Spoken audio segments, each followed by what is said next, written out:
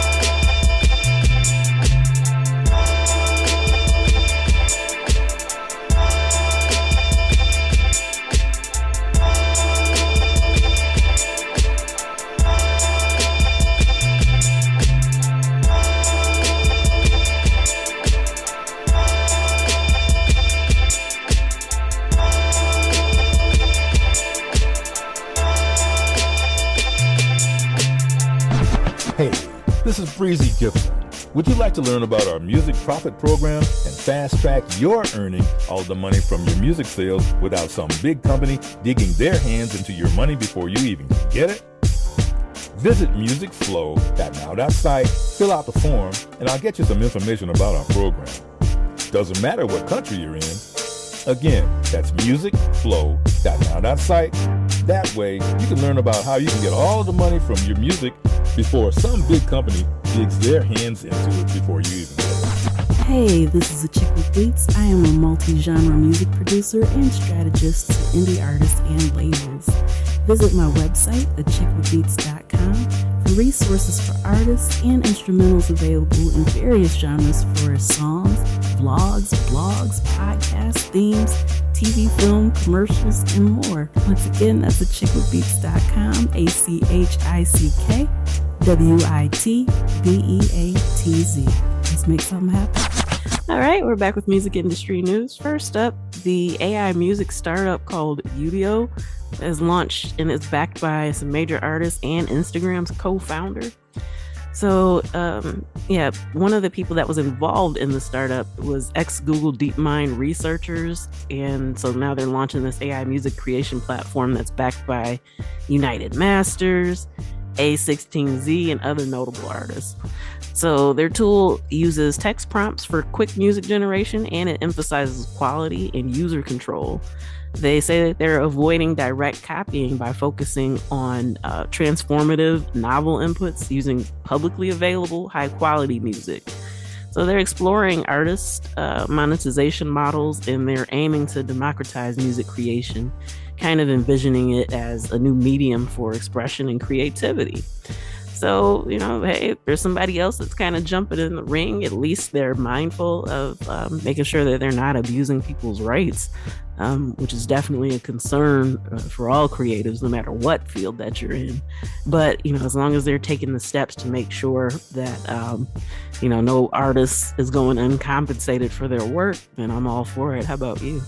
Yeah. I mean, right there, when it's backed by artists, that makes a really big difference right there. So, and we're not talking about some little teacup full of artists. We're talking about some legitimate artists out there. So, hey, I'm all into it. Exploring the monetization process and so forth. Yeah.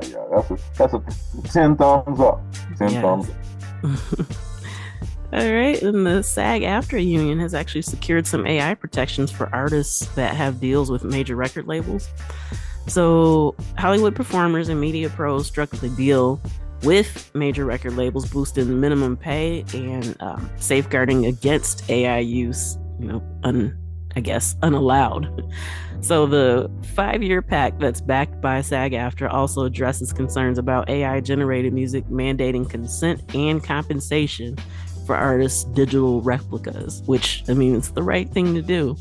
So, of course, the agreement prioritizes human creativity, expands benefits, and kind of raises streaming revenue contributions pending final member approval. So that's the main thing. As long as they get the approval of the artist, once again, some different things can go on depending on how you feel about it. I know there are a lot of people that are just dead set against it, but hey, if some artists want to actually participate in this and make sure that they're compensated on the back end, just like with the last story, then I see no harm there. How about you?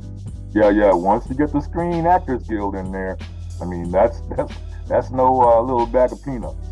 Yeah, so they're helping out. They're being trailblazers, and so I'm all down with that, and I know the artists are as well.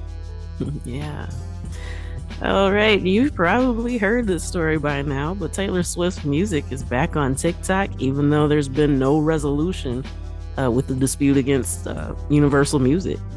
So despite all that, Taylor Swift's music started reappearing on the platform, including tracks like Cruel Summer, You Belong With Me, and other Universal artists. They're still absent. So the timing actually coincides with Swift's upcoming album release. And so, kind of led to speculation that since she has control over her own rights, while the details are kind of scarce, it has been suggested that Swift probably negotiated a separate deal with TikTok due to her actually owning her masters.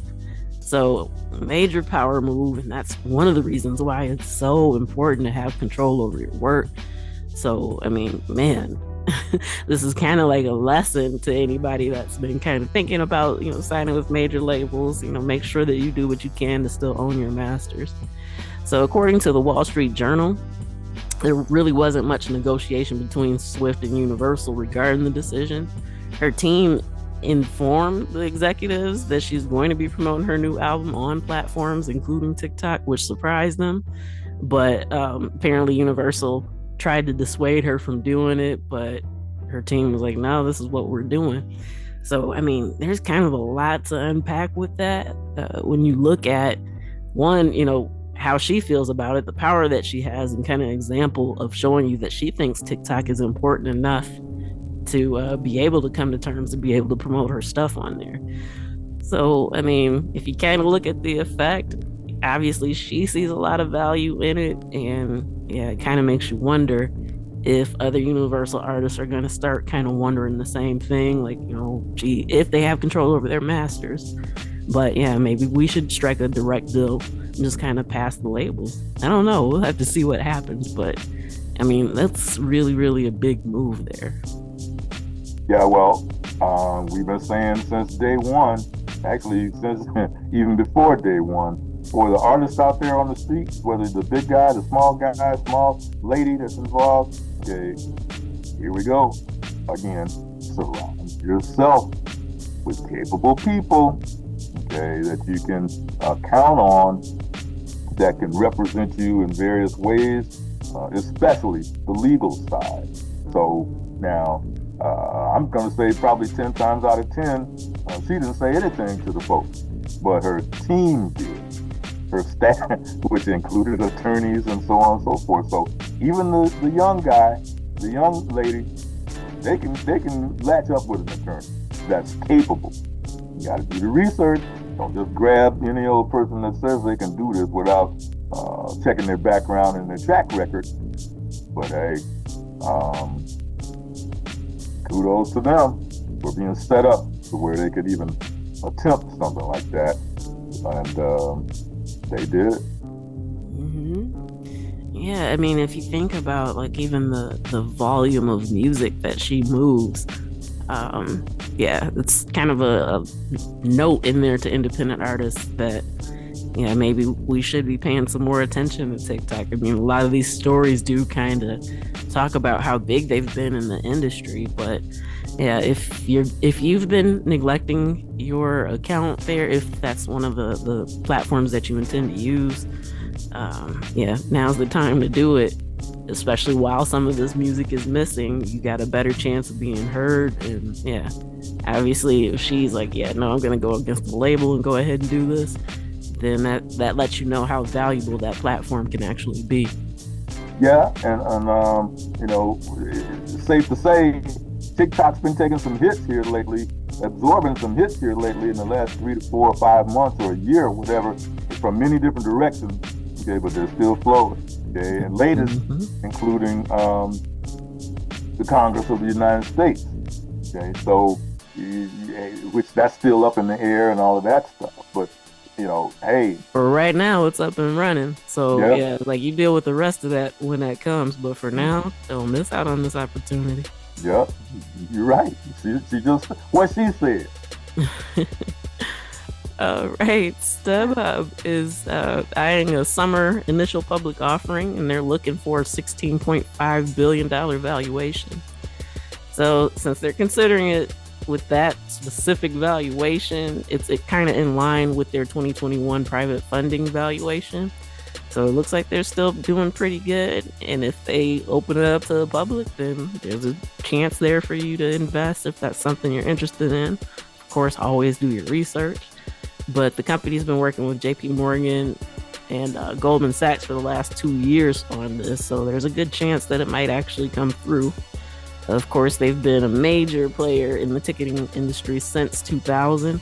And it was reacquired by co-founder Eric Baker in 2020 for $4 billion. Of course, the live events market's been bolstered by the post-pandemic demand, and they've seen record ticket sales, which, you know, is paving the way for StubHub's IPO and even competitors like Vivid Seats and Live Nation. So, yeah, we're going to see how things go. There's been a lot going on within the ticket industry, but what are your thoughts on that? Well, it's like this, straight up. All these artists out there who are concentrating on going to the club, renting a booth, paying all that money for the booth, having them bring vintage champagne and all that kind of stuff in there, alcohol and whatever, and celebrating and so on and so forth, blowing a whole bunch of money. Man, you better start looking at investing. You better start like cutting that back. And that same money that you blew in the air, you start thinking about investing that, because it's going to help you a whole lot for a whole lot longer. That's building your resource. So, very true. Don't say I didn't say it. Hey, I'm not talking crazy. I'm talking finance. So, yeah, that's real. Freebie right there. All right, now the next story. Like I said, it's been a lot going on within the ticketing industry, but if we kind of dive a little bit inside the ticket resale debate, there's been some articles and stuff addressing like the fairness fights and new laws. So, in the realm of controversies and legislative actions, ongoing debates surround the fairness, consumer protection, and constantly evolving landscape of those resales in the entertainment sector. Of course, it's a multifaceted issue and it's got so many perspectives. So let's start with Viagogo's Chris Miller, who defends the company amid criticism regarding ticket touts. So Viagogo operates as a platform for fans to be able to sell tickets to concerts and events. Miller underscores the platform's significance for fans who may otherwise miss out on events despite facing scrutiny for its role in ticket resale. So basically, he's like, you know what? We're helping people out. They're able to unload these tickets if something comes up and they can't go. And then other fans have, the opportunity to buy this, which in a perfect world, that is how it would work. But we know better, right? Like we've been seeing what's been going on. People snatch up these tickets and then, of course, sell it for a higher amount. And, it's been a pain point in the industry for some time now. So with that being said, we shift our focus to Maryland. They've been making significant strides to enact a new anti-scalping legislation known as the Maryland House Bill 701. And of course, that aims to foster fairness again to make sure that people aren't getting ripped off. And it has requirements for transparent pricings within the resales. So these measures kind of form part of a broader initiative to combat predatory prices in the resale industry and try to safeguard consumers. But yeah, I mean, with them trying to adopt this, I wouldn't be surprised if it actually went through, and I kind of see that happen in some more states because it's been a real problem. And while, the owner of Viagogo makes a point, if you're not doing enough to make sure that that's actually how those tickets are being resold, then, we keep getting these huge headaches where the prices of concerts just keep soaring. I mean, massively. Yeah. I mean, it's like there's no check. It's at this point it's uncheckable. I mean, that just using a phrase, right? I mean, it should be checkable, but then here comes somebody else around the corner, and they're doing this and they're doing that. Okay, and all for the love of money. And so, absolutely. Wow. I mean, yeah. So I'm at a loss. But yeah, they got to get that under control. Yeah, like I said, I suspect it will probably go through, and then we'll start seeing it pop up in other areas too. So, of course, we know like Live Nation has been, going through it, with the government as far as that goes too. So, I mean, there's some change that's definitely brewing, and these resale companies are going to have to do better. Absolutely. All right. Well, we're going to take a pause for the cause, and then we'll be back with our special guests. You want to give a reminder or update to anybody who tuned in a little late, who we got coming in? The one and only concert sound production executive for Morris Day and the Time, plus the SOS Band and plenty of others, the one and only Al Burroughs. Be with us in the spot.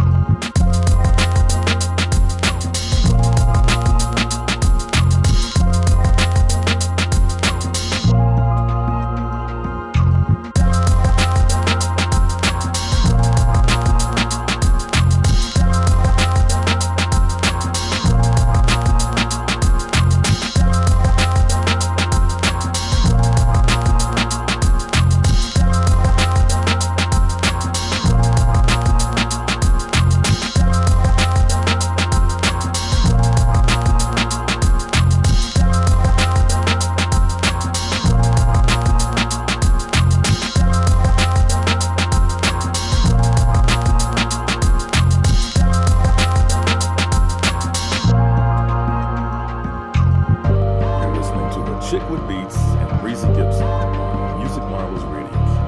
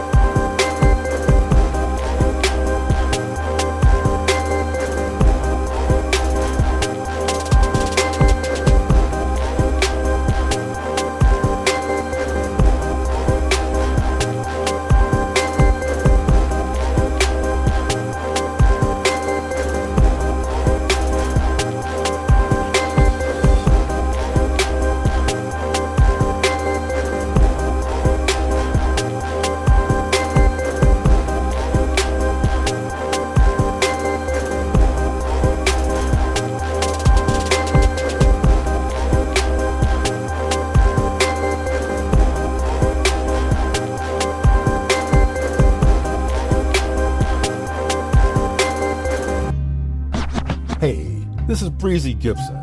Would you like to learn about our music profit program and fast track your earning all the money from your music sales without some big company digging their hands into your money before you even can get it? Visit musicflow.now.site, fill out the form, and I'll get you some information about our program. Doesn't matter what country you're in. Again, that's musicflow.now.site. That way, you can learn about how you can get all the money from your music before some big company digs their hands into it before you even get it. Hey, this is Achickwitbeatz. I am a multi-genre music producer and strategist to indie artists and labels. Visit my website, Achickwitbeatz.com, for resources for artists and instrumentals available in various genres for songs, vlogs, blogs, podcasts, themes, TV, film, commercials, and more. Once again, that's Achickwitbeatz.com, ACHICKWITBEATZ. Let's make something happen. Hey, it's a great day in the neighborhood. One more time. And so, without any further ado, a man who is of many means. He is the concert sound production executive manager for Morris Day and the Time, been in that role for quite a while. Other bands such as the SOS Band and many others back in the day. And so without any further ado, coming back to the scene is the one and only Mr. Al Burroughs. Mr. Burroughs, are you Yes, sir. Yes, sir. Let's go. Okay. Man, So, dude, the red letter day. red letter, show. okay. Not Okay. a show, the show. Okay. The Chick with Beats, you got it. Man, well, if you could maybe just give a little refresher for anyone who have may have missed when you've come in and chatted with us before, but a little bit about what got you into music in the first place, and from the beginning to where you are now. Oh, okay, all right. Started playing, writing songs and playing in high school, like a lot of musicians, and bought my first studio equipment in 1980. I think I was 21 years old. Had the recording studio from 1980 until 1994. Left that, recorded lots of albums, did lots of things. Left that and went to, started working with Speech for Arrested Development. He was solo at the time.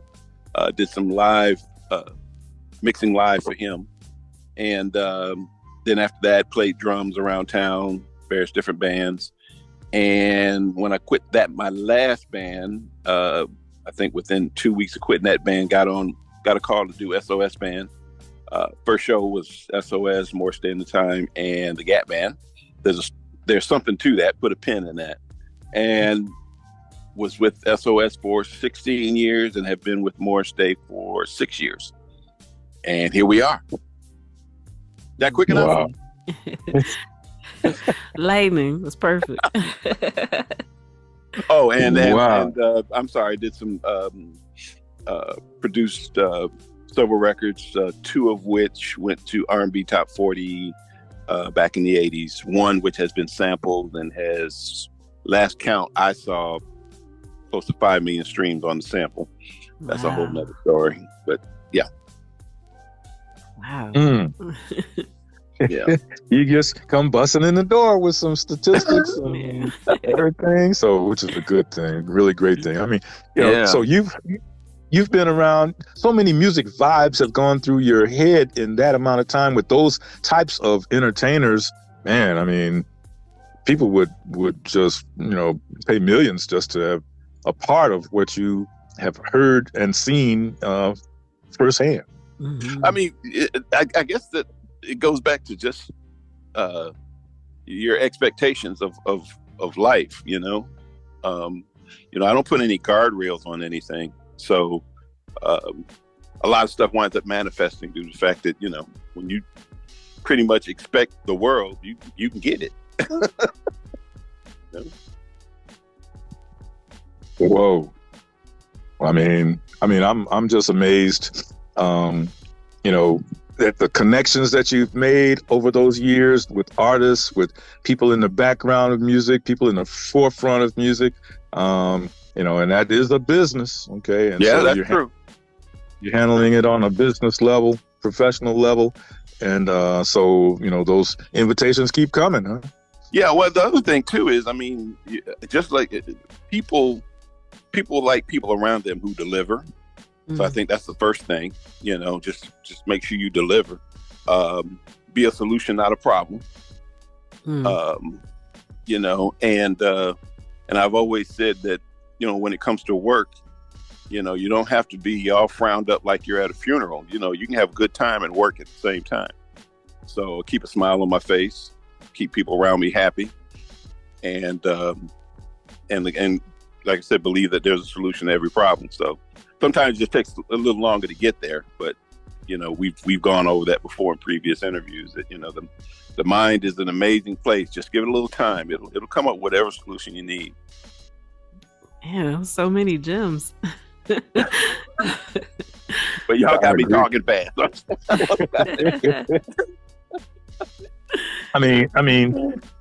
If I might, I just dig in that phrase right there when you just jump out and say that there's a solution for every problem.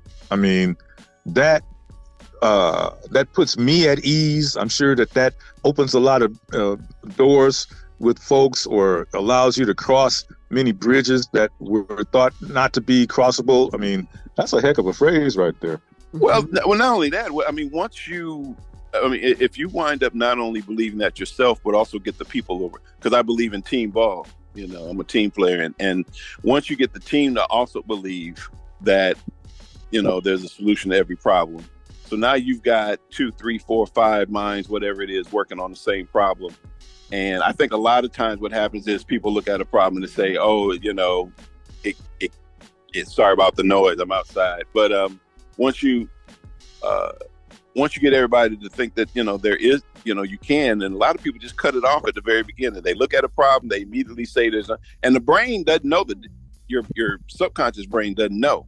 So if you tell it that there's no solution to the problem, your brain shuts down and says, okay, well, I guess there's no solution. But if you tell it the opposite, trust me. I mean, have you seen some of those savants? Like people, they can't see and they can play amazing piano, or they can't talk and they just do amazing mathematics. They tell you dates from like 50 million years ago and all that kind of stuff. I think that once you see those people operate, then you realize just how powerful the brain is. But we generally tend to shut it down, either through because of how we grew up, or our community, or people you hang around, whatever. But once you really turn the mind loose, it's some amazing things that can happen. Yeah, that's heavy. Because I've actually seen some collaborations kind of shut down because of that. When people give ideas, especially when you're supposed to be brainstorming, when it's just a bunch of negativity, then it kind of does just, you can just see the creativity kind of seize up in that moment. Yeah, well, I mean, we live in a McDonald's world, and so people, they want it their way, they want it quick, and in a hurry, and everything doesn't come quick and in a hurry, especially things that are kind of worth having. Sometimes they take time.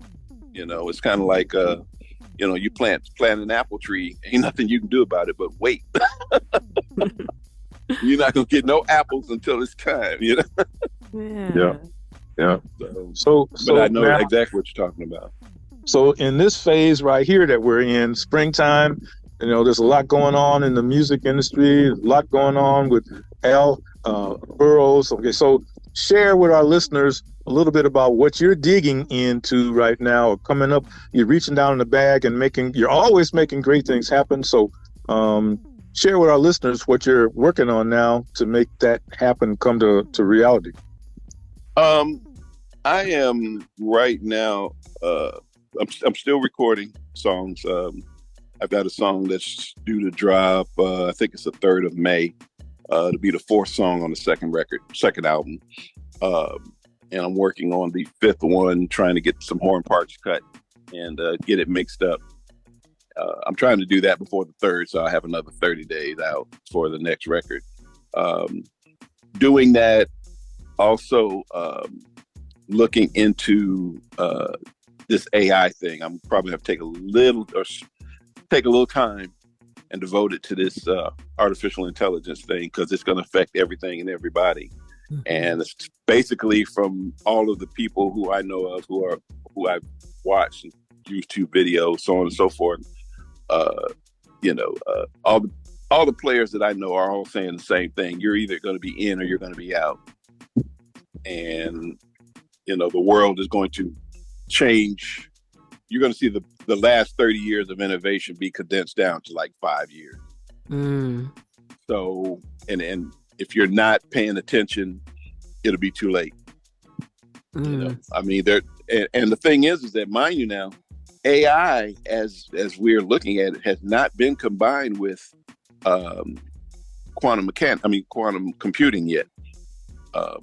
Quantum computing is a whole nother thing. You're taking things that would take 20, 25 years for a standard computer to do, can be done in seconds.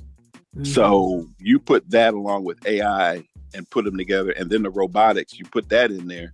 I mean, there's a whole lot of change and getting ready to happen really quick. And you need, I'm not saying you need to be an expert in it, but you need to at least know what's coming. I think who was it? Prince, what Prince say, either you get on technology or technology gets on you. I think that's what he said, something like that. So that is something I'm going to be kind of doing on the side. But other than that, it's going to all, still be about the music. We're in season, so we got like 30, 40 dates coming up. That's when on you say Al we're, Burroughs. when you say we're, you're speaking of With Morse, I'm sorry, Morse Day. Okay. Yeah. And that's on top of the, recording the records and going out with him and whatever else I can dig into. I'm dabbling with management, I mean, there's, again, once you take the guardrails off, I mean, there's always something to do. Wow. Always something to do. I mean, you should never be bored or or I don't know what to do or what. No, there's always something to do. Man, that sounds really exciting too. On top of the music business changing. Yeah. I mean, and that I've been looking at this music business thing and saying the whole time that, I talked to a very wealthy friend of mine I think I said before that, he told me, he said, every system can be gamed, in other words, there's always a way, you just got to just go at it like that. And I'm finding all kinds of loopholes and ways that things can get done in the music business. I'll give you a great example. I took my Spotify, because everybody's like, Spotify's not paying. So I took let's call it meager Spotify royalties, and I turned around and bought Spotify stock. Okay, because I believe keep your friends closer. I mean, your friends closer, your enemies closer. So if Spotify, I'm not saying they're the enemy, but you get my point. But it's a safe space. Right. If they're not going to pay me, then I'll just, get on the ride with them. I mean, and when I bought the stock, they were up 100% over the past 12 months. And you're just trying to get 10%. They were up 100%. So, and since I've gotten in, I think I'm up 20, 30%, something like that since I got in. So my point is that I'm taking the money that they're giving me and flipping it and make my residual money, make me more residual money. Man, that's awesome.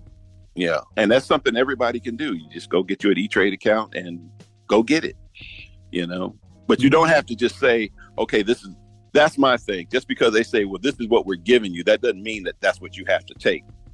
And looking at CNBC and some of these other business channels, you can see, you learn what to look for. When I saw Spotify cut the payouts to the artists, I see Spotify cutting out employees, firing a bunch of employees or laying off, whatever you want to call it.